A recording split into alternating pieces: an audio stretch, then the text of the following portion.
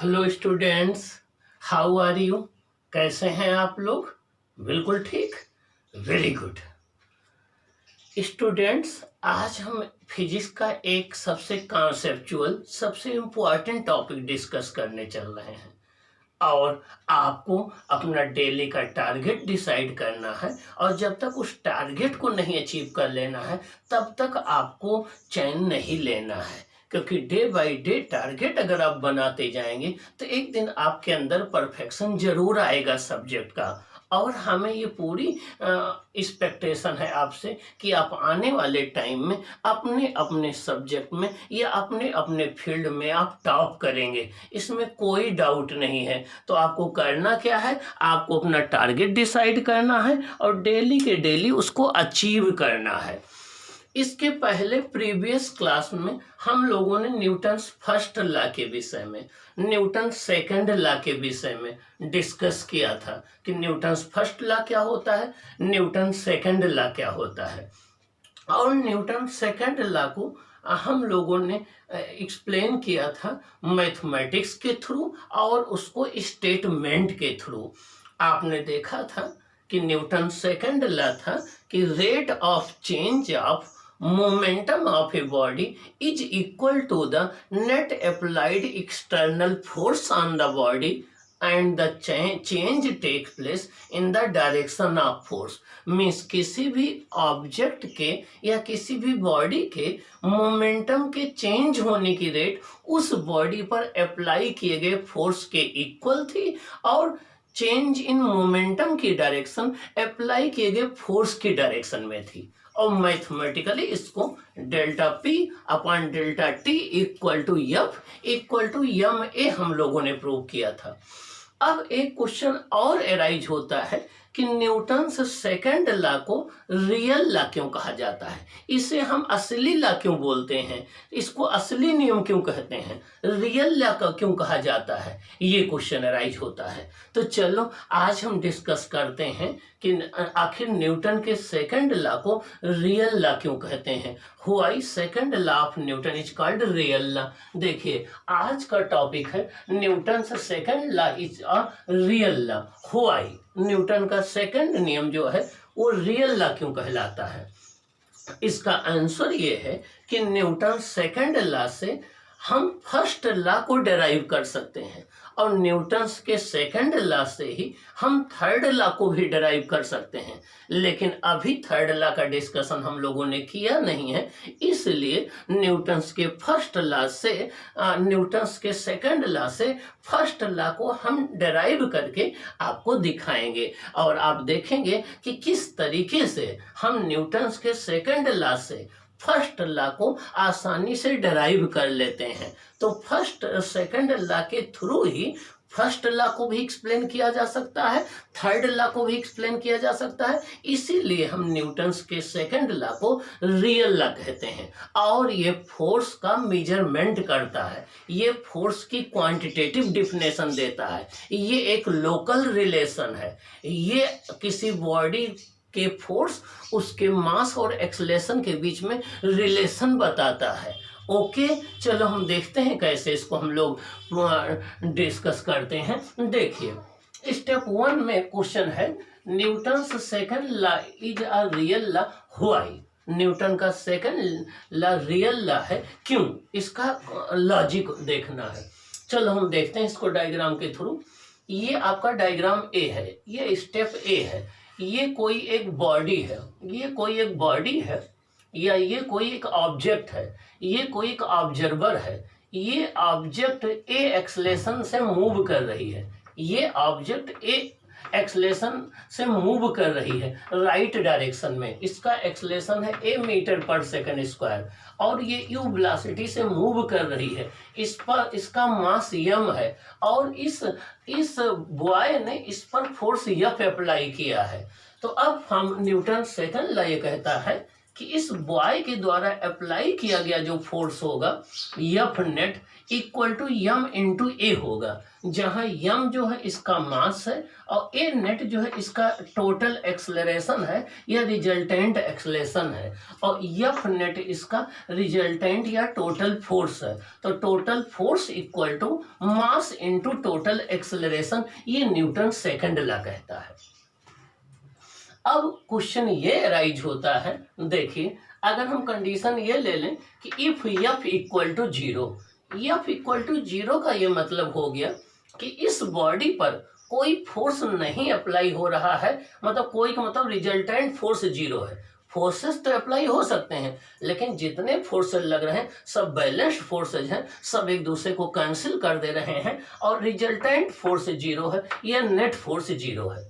Net force zero है या resultant force zero है, ऐसा मैंने सपोज कर लिया, ऐसा मैंने मान लिया कि इस पर नेट फोर्स जीरो है या रिजल्टेंट फोर्स नहीं है। अब एफ किसके बराबर होता है? एफ बराबर होता है यम ए के। तो अगर एफ जीरो होगा और एफ किसके बराबर है? यम ए के बराबर है, तो यम ए भी क्या हो जाएगा? जीरो हो जाएगा। अगर एफ जीरो है किसी बॉडी पर, एफ के बराबर यम ए है, तो यम ए भी जीरो हो जाएगा। अगर किसी क्वेश्चन का एल एच एस जीरो होता है तो उसका आर एच एस भी जीरो हो जाएगा। तो देखिए यम ए जीरो हो जाएगा। यहाँ यम मास है, ए एक्सलेशन है, लेकिन आपको पता है कि किसी बॉडी का मास तो जीरो नहीं हो सकता भाई ना। मास कम हो सकता है, ज्यादा हो सकता है, थोड़ा कम हो सकता है, बट ये जीरो नहीं हो सकता। दुनिया में कोई भी बॉडी ऐसी जनरली नहीं है जो मटेरियल बॉडी हो उसका मास जीरो हो, तो मास जीरो नहीं हो सकता। Since m can not be zero, तो मास बॉडी का जीरो नहीं हो सकता। मास जीरो नहीं हो सकता लेकिन मास इंटू एक्सलेशन जीरो है, ये जीरो नहीं है लेकिन इनका प्रोडक्ट जीरो है। इसका मतलब एक्सलेशन क्या होना चाहिए? जीरो होना चाहिए। एक्सलेशन क्या होना चाहिए? जीरो होना चाहिए। तो एक्सलेशन जीरो हो गया। अब एक्सलेशन की डिफिनेशन क्या होती है? एक्सलेशन होता है rate of change of velocity. Rate of change of velocity मतलब change in velocity upon time interval. Means किसी भी बॉडी की जो वेलोसिटी चेंज हो रही वो और जितने टाइम में चेंज हो रही, इन दोनों को डिवाइड कर दें तो एक्सलेशन मिलता है। तो अगर एक्सलेशन जीरो होगा और एक्सलेशन बराबर होता है delta we upon delta T के, तो delta we upon delta T भी जीरो हो जाएगा। Delta we upon delta T भी जीरो हो जाएगा। जब delta we upon delta T zero हो जाएगा और टाइम इंटरवल तो जीरो हो नहीं सकता।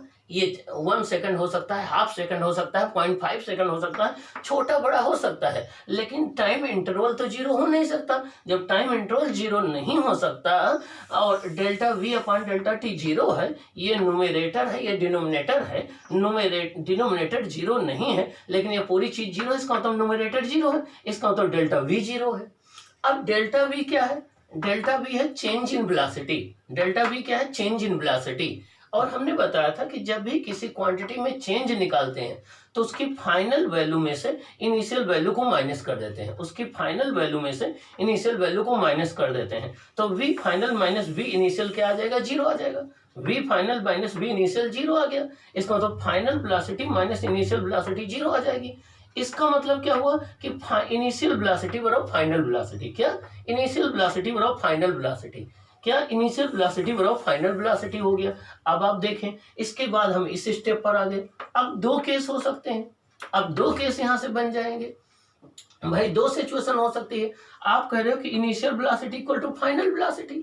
इसका मतलब हो गया कि अगर हम मान लें कि इनिशियल वेलोसिटी जीरो है, हम ये मान लें कि इनिशियल वेलोसिटी जीरो है। इनिशियल वेलोसिटी जीरो होने मतलब देखिए ये बॉडी है, इसकी इनिशियल वेलोसिटी देखो कितनी है? 0 मीटर पर सेकंड। अगर इनिशियल वेलोसिटी जीरो है, इसका तो बॉडी किसमें है? इनिशियली रेस्ट स्टेट में है। किसमें है? इनिशियली रेस्ट स्टेट में है। किसमें? इनिशियली रेस्ट स्टेट में है। और आपको क्या v initial equal to v final है, इसका तो फाइनल वेलोसिटी भी क्या होगी? जीरो होगी। फाइनल वेलोसिटी भी क्या होगी? जीरो होगी। तो देखिए इस बॉडी की फाइनल वेलोसिटी भी कितनी है? जीरो है। तो फाइनल भी बॉडी किसमें है? रेस्ट में है। इसका मतलब ये हो गया कि कोई बॉडी अगर शुरुआत में रेस्ट में है, इनिशियली में रेस्ट में है, तो फाइनल में भी रेस्ट में होगी। फाइनल में भी रेस्ट में होगी, वो अपने आप रेस्ट से मोशन में नहीं आएगी। अगर उस पर कोई फोर्स नहीं लग रहा है, एफ जीरो है, अगर उस पर कोई फोर्स नहीं लग रहा है, एफ जीरो है, और बॉडी शुरुआत में या इनिशियली रेस्ट में है, तो फाइनली भी वो रेस्ट में होगी या फाइनली भी वो रेस्ट स्टेट में रहेगी। इसका मतलब अगर बॉडी शुरुआत में आराम फरमा रही है तो बाद में भी वो आराम फरमाती रहेगी। अगर शुरुआत में वो रेस्ट में है तो फाइनल भी वो रेस्ट में रहेगी। कब? जब उस पर कोई फोर्स ना एक्ट कर रहा होगा, नेट फोर्स जीरो होगा। ये पहला केस हो गया। अब दूसरा केस आपका है v initial equal to v final.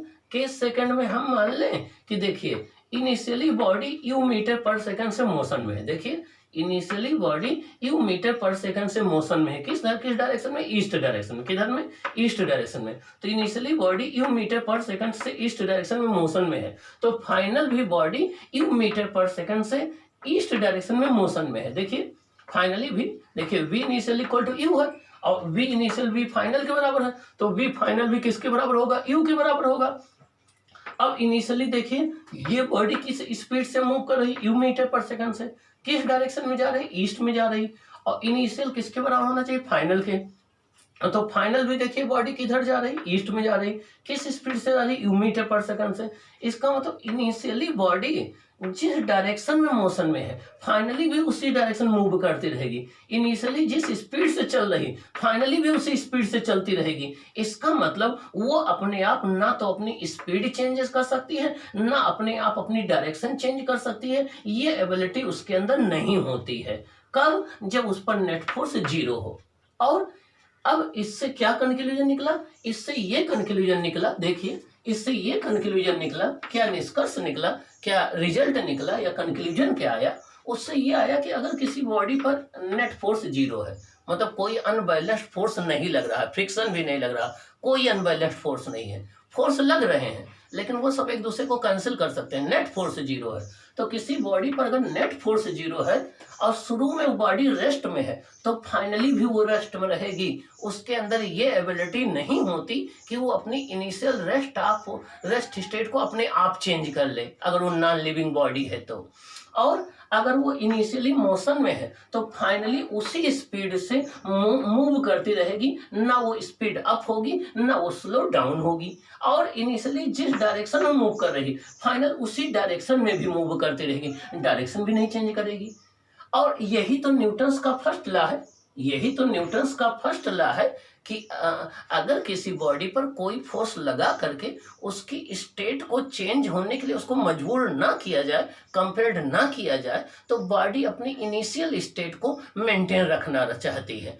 A body continues in its initial state of rest or uniform motion along a straight line unless it is compelled by a force to do so। मतलब कोई body अगर शुरुआत में rest में है तो वो rest में बना रहना चाहती है, मोशन में है तो वो उसी स्पीड से उसी डायरेक्शन में मूव करती रहेगी जब तक कि बाहर से कोई फोर्स लगा करके उसकी स्टेट को चेंज करने के लिए उससे मजबूर या कंपेल्ड ना किया जाए। यही न्यूटन फर्स्ट लॉ है। तो आप देखें कि हम न्यूटन सेकंड लॉ से चले और कहाँ पहुंच गए? फर्स्ट लॉ पर। कहाँ पहुंच गए? फर्स्ट लॉ पर। इसका मतलब ये हुआ कि न्यूटन का जो सेकंड लॉ है वो असली नियम है, वो रियल लॉ है, उसी से हम फर्स्ट और थर्ड दोनों को डिराइव कर सकते हैं। यही रीजन है बच्चों, यही कारण है हमारे स्टूडेंट्स कि न्यूटन सेकंड लॉ को रियल लॉ कहते हैं। और इसको समझने के लिए आपको फिर physics genius by doctor UK Mishra अपने फिजिक्स गुरु के चैनल में जाना होगा, वहां पर इसको सुनना होगा और सब्सक्राइब करना होगा, जिससे आपके लिए नए क्वेश्चन, नया वीडियो और नई इंफॉर्मेशन, नया नोटिफिकेशन सबसे पहले हम अपने स्टूडेंट तक पहुंचाएं। ये तो रहा पहले क्वेश्चन का आंसर कि why Newton second law is called real law. अब एक क्वेश्चन और उठता है माइंड में, इसी समय उसका भी आपको सलूशन दे दें। एक और क्वेश्चन माइंड में अराइज होता है। देखिए वो क्वेश्चन ये है, is force required for uniform motion? Is force required for uniform motion?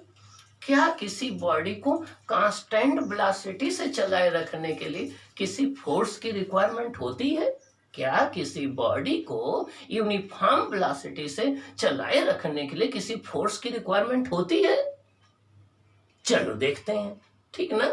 चलो देखते हैं। Is a force required for a body to moving with uniform velocity. आपके प्रैक्टिकल लाइफ में देखने से तो आपको लगता है कि हाँ सर जरूरत पड़ती है, क्योंकि किसी बॉडी को रोल करा दो तो थोड़ी दूर चल करके वो रुक जाती है। लेकिन स्टूडेंट्स, ऐसा इसलिए होता है क्योंकि फ्रिक्शन प्रेजेंट होता है, जिसको आप घर्षण बल कहते हो। फ्रिक्शन प्रेजेंट होता है। अगर फ्रिक्शन ना हो, 100% ना हो, और एक बार बॉडी मूव कर जाए तो हमेशा मूव करती रहेगी, वो रुकेगी ही नहीं।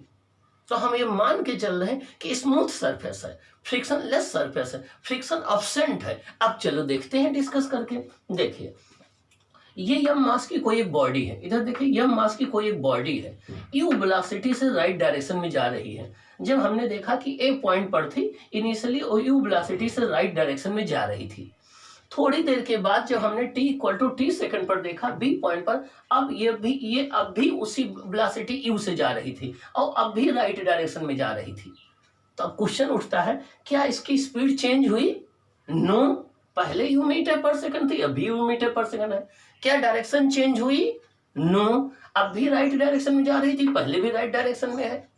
क्या वेलोसिटी चेंज हुई? नो। जब वेलोसिटी चेंज नहीं हुई तो देखिए initial velocity you metre per second है ईस्ट में। हमने बताया था कि वेलोसिटी में स्पीड और डायरेक्शन दोनों होती है। तो जो हमने लिखा कि वी आई, तो यू मीटर पर सेकंड ये स्पीड हो गई, ईस्ट लगा दिया तो ये वेलोसिटी बन गई। तो initial velocity you metre per second east है, final velocity you metre per second east है। तो देखिए ना डायरेक्शन चेंज हुई ना मैग्नीट्यूड चेंज हुआ। तो change in velocity delta we क्या हो जाएगा? डेल्टा वी का मतलब क्या होता है? Change in velocity. जिसके पहले डेल्टा लग जाता है इसका मतलब उसमें चेंज निकाला जा रहा है। ये final velocity minus initial velocity. Final velocity कितना है? यू।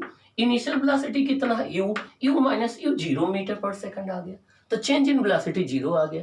अब अगर हम बात करते हैं एक्सेलेरेशन की, एक्सेलेरेशन होता है change in velocity upon time. मतलब जितना वेलोसिटी में चेंज हो रहा उसको टाइम से डिवाइड कर दो तो एक्सेलेरेशन आ जाएगा। तो u minus you upon T, तो कितना आ जाएगा? 0। चेंज एक्सेलेरेशन क्या आ गया? 0। एक्सेलेरेशन 0 आ गया। और एक्सेलेरेशन और फोर्स एक दूसरे से पापा बेटे का रिलेशन है। अगर पापा होंगे तो बेटा होगा, पापा नहीं होंगे तो बेटा नहीं होगा। वैसे एक्सेलेरेशन हो गया फोर्स मतलब फादर, सॉरी फोर्स हो गया फादर, एक्सेलेरेशन हो गया बेटा। अब जहां फोर्स 0 वहां एक्सेलेरेशन 0। तो देखिए यहाँ पर एक्सेलेरेशन 0 है, एक्सेलेरेशन 0 है, ठीक ना। तो एक्सेलेरेशन अगर 0 है तो फोर्स भी क्या होगा? 0 होगा। फोर्स भी क्या होगा? 0 होगा। फोर्स भी क्या होगा? 0 होगा। इसका मतलब ये हो गया कि अगर फ्रिक्शन फोर्स ना प्रेजेंट हो, स्मूथ सरफेस हो, फ्रिक्शनलेस सरफेस हो, तो किसी बॉडी को यूनिफॉर्म वेलोसिटी से मूव कराने के लिए आपको किसी फोर्स की रिक्वायरमेंट नहीं होगी। ओके, इसका आंसर मिल गया। और यही बात जो है वो गैलीलियो कहते थे। देखिए गैलीलियो क्या कहते थे, इसका कंक्लूजन क्या आया? कंक्लूजन इसका ये आया, इसका कंक्लूजन ये आया कि no force is required for uniform motion along a straight line. मतलब किसी बॉडी को स्ट्रेट लाइन में यूनिफॉर्म स्पीड से मूव कराए रखने के लिए अगर फ्रिक्शन ना हो तो कोई एक्सटर्नल फोर्स की रिक्वायरमेंट नहीं है, कोई फोर्स की रिक्वायरमेंट नहीं है, वो अपने आप मूव करती रहेगी। यही है गैलीलियो का स्टेटमेंट। यही बात गैलीलियो ने बताई थी, यही बात गैलीलियो ने बताई थी कि किसी भी बॉडी को यूनिफॉर्म वेलोसिटी से मूव कराने के लिए किसी फोर्स की रिक्वायरमेंट नहीं होती। हाँ, एक्सेलरेट करने के लिए उसको फोर्स की जरूरत पड़ेगी। तो जहां कोई मोशन एक्सेलरेटेड मोशन होगी वहां 100% फोर्स लग रहा होगा, वहां आपको कोई डाउट करने की जरूरत नहीं है। वो एक्सेलरेशन चाहे स्पीड के चेंज होने की वजह से हो, चाहे डायरेक्शन के चेंज होने की वजह से हो, और चाहे दोनों के चेंज होने की वजह से हो, तो वहां 100% जो है आपको फोर्स अप्लाई हो रहा होगा। बस एक क्वेश्चन और एराइज होता है, उसका आंसर हम लोग सुन लें। Is force always along the direction of motion?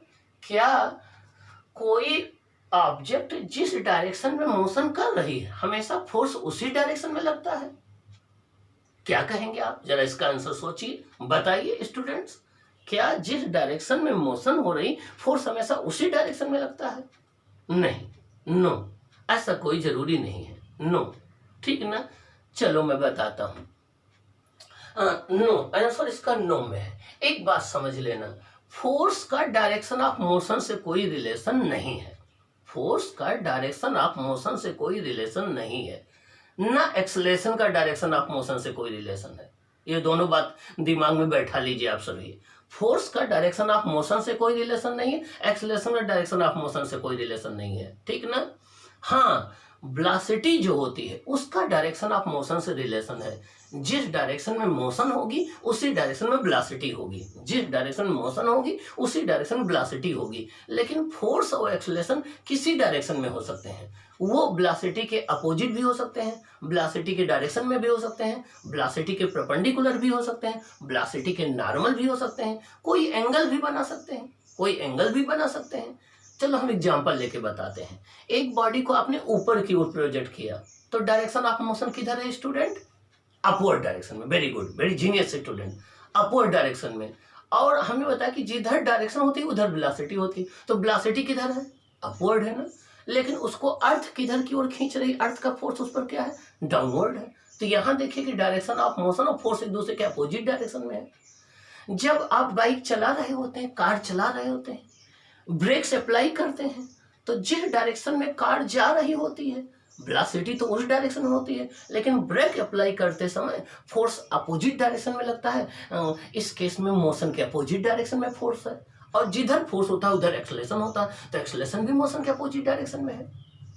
तीसरा एग्जांपल ले लो, आप बाइक या कार चला रहे हो, आपने एक्सेलेरेटर लिया धूम धूम बढ़ाने के लिए।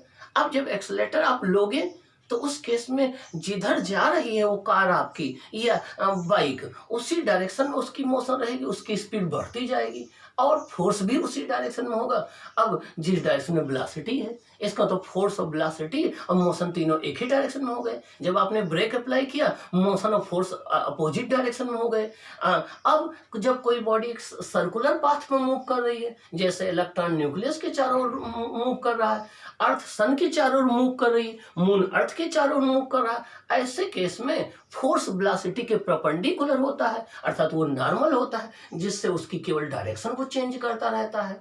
इसका मतलब हो गया कि वेलोसिटी तो हमेशा डायरेक्शन ऑफ मोशन के अलॉन्ग होगी, लेकिन जो फोर्स और एक्सेलरेशन है, फोर्स जो है वो वेलोसिटी के अपोजिट भी हो सकता है, उसकी डायरेक्शन में भी हो सकता है, उसके 90 डिग्री पर भी हो सकता है, उसके नॉर्मल भी हो सकता है, उससे कुछ एंगल पर भी हो सकता है, ठीक ना। वो सिचुएशन पर डिपेंड करता है। हाँ, अगर फोर्स और direction of motion same direction में है तो बॉडी की स्पीड बढ़ती जाएगी, अगर फोर्स और डायरेक्शन ऑफ मोशन अपोजिट में है तो स्पीड कम होती जाएगी, अगर फोर्स और डायरेक्शन एक दूसरे के नॉर्मल या परपेंडिकुलर है तो स्पीड फिक्स रहेगी, कांस्टेंट रहेगी, केवल डायरेक्शन चेंज होगी। अगर फोर्स इस वेलोसिटी से कुछ एंगल बना रहा है तो उस केस में उसकी डायरेक्शन भी चेंज होगी और स्पीड भी चेंज होगी।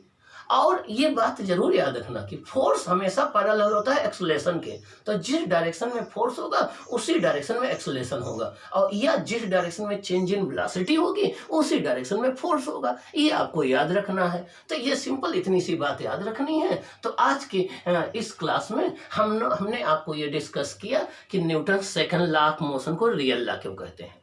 सेकंड क्वेश्चन हमने आपको डिस्कस किया कि क्या किसी बॉडी को यूनिफॉर्म वेलोसिटी से मूव कराने के लिए क्या किसी फोर्स की रिक्वायरमेंट होती है? आंसर था नो, लेकिन कंडीशन ये है फ्रिक्शन ना हो। तीसरा क्वेश्चन हमने डिस्कस किया कि क्या फोर्स और डायरेक्शन ऑफ मोशन एक ही डायरेक्शन में होते हैं? हमने आंसर कहा नो। हाँ, मोशन और वेलोसिटी एक ही डायरेक्शन में होते हैं, लेकिन फोर्स जो है वो मोशन के अपोजिट भी हो सकता है, मोशन के डायरेक्शन में भी हो सकता है, मोशन के नॉर्मल भी हो सकता है, मोशन से कोई एंगल बनाता हुआ भी हो सकता है। अगली बात बताया कि एक्सेलरेशन हमेशा फोर्स के पैरेलल होता है, जिस डायरेक्शन में फोर्स होगा उसी डायरेक्शन में एक्सेलरेशन होगा, ठीक ना।